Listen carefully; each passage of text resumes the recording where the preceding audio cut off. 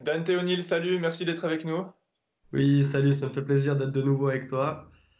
Depuis un peu plus de 2 semaines maintenant, le groupe des scouts de Nyon propose à la population à risque un service de course à domicile. Et le moins qu'on puisse dire, c'est que ça marche à fond. Oui, c'est exact. Du coup, on a commencé le fameux 13 mars où il y a eu les fermetures des écoles. C'est à ce moment-là qu'on a lancé un peu ce projet.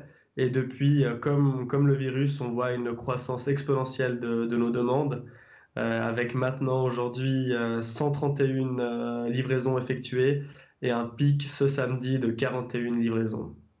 En tant que cofondateur de ce projet, est-ce que tu t'attendais à un tel succès? Oui et non, parce que c'est vrai qu'au début, on était un peu étonné du peu de demandes qu'on avait. Donc peut-être la première semaine, je pense qu'on a dû avoir maximum une quinzaine de demandes. Et puis on s'est demandé est-ce que ce service est vraiment utile? Et c'est vraiment au fur et à mesure que la population a commencé à prendre les mesures de restriction au sérieux, que notre projet a vraiment pris feu et puis qu'on a vu le nombre de demandes exploser, quoi. Donc Ouais, maintenant, je suis moins étonné, mais c'est vrai qu'au début, je me demandais si ça allait vraiment marcher. le service, il est d'une grande utilité. Il y a même des clients réguliers qui sont donc très satisfaits de ce que vous faites. Vous faites tout dans l'ordre, hein. Il y a des grandes précautions qui sont prises et puis le travail est très pro. Oui, c'est ça.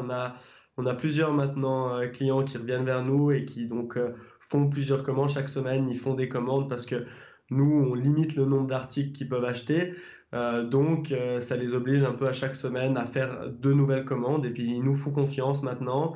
Au niveau des mesures qu'on prend, on a aussi été aidé par des privés, des gens qui nous ont envoyé des boîtes de gants. On a l'hôpital de Nyon qui nous a donné des masques. Donc vraiment, on prend toutes les précautions possibles. On est toujours par équipe de deux. Donc vraiment, on prend la chose au sérieux. Il y a aussi donc la Migros Porte de Nyon qui nous aide. On a le droit de, par exemple, dépasser la queue, de pas faire la queue devant l'entrée pour pouvoir aller plus vite. Vraiment, on sent que les personnes se mettent aussi à disposition pour nous aider et ça nous fait vraiment plaisir. Et je pense que c'est aussi ça qui montre que le projet est en train de si bien marcher. Est-ce que vous avez dû changer aussi le nombre de scoutistes engagés dans ce projet? Est-ce qu'il a fallu mobiliser encore plus de force?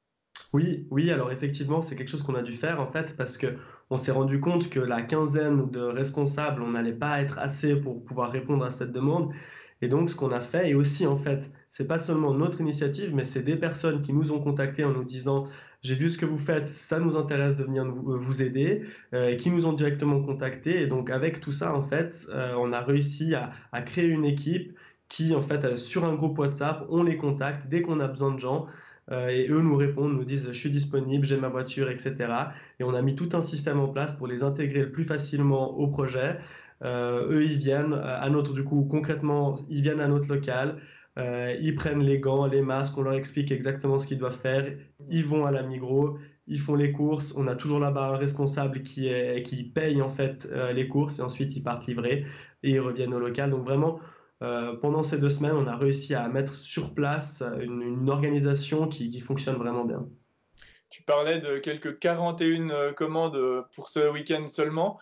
Est-ce qu'il va falloir peut-être refuser certaines commandes ou bien faire une liste d'attente?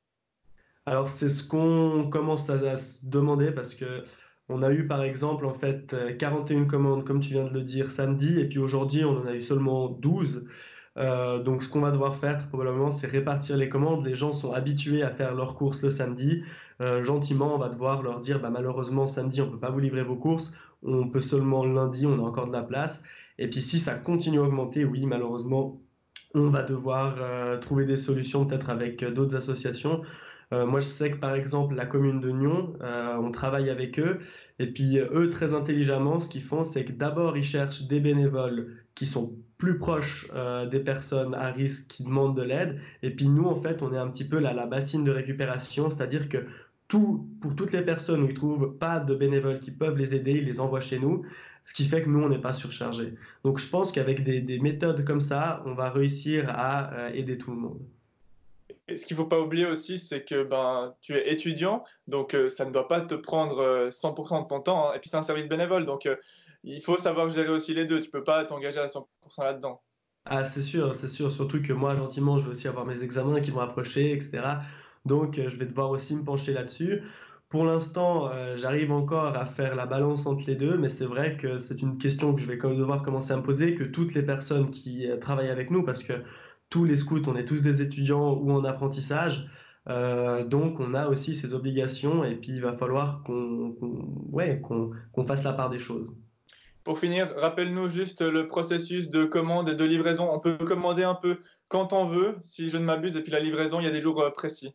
Oui, alors aussi pour ça, par exemple, pour le commander quand on veut, c'est ce qu'on avait écrit sur nos flyers, mais malheureusement, j'ai été tellement submergé d'appels que j'ai dû mettre un combox et puis dire et puis fixer un horaire parce que sinon, j'avais pas de temps pour moi. Donc, vous pouvez m'appeler de 9h à midi. Le numéro se trouve sur le flyer. Ensuite, il y a aussi Sorcha, du coup, mon adjointe, la cofondatrice de ce projet, que vous pouvez aussi appeler. Elle, c'est de 9h aussi à midi et puis l'après-midi. Si vous voulez plus d'informations par rapport à tous ces horaires, allez sans autre sur notre site. Ensuite, ce qui se passe, c'est que vous allez passer votre commande. Le plus simple pour nous, c'est de nous la faire par email. Ou sinon, si vous n'avez pas d'email, on vous la fait par téléphone. Ensuite, on va aller faire les courses, on vous avance l'argent, c'est-à-dire que nous allons payer vos courses. Et puis ensuite, quand on va livrer chez vous, vous aurez la possibilité de nous payer soit cash, soit par virement bancaire. Et puis pour les paiements cash, on a mis en place une méthode avec des enveloppes pour éviter tout contact direct.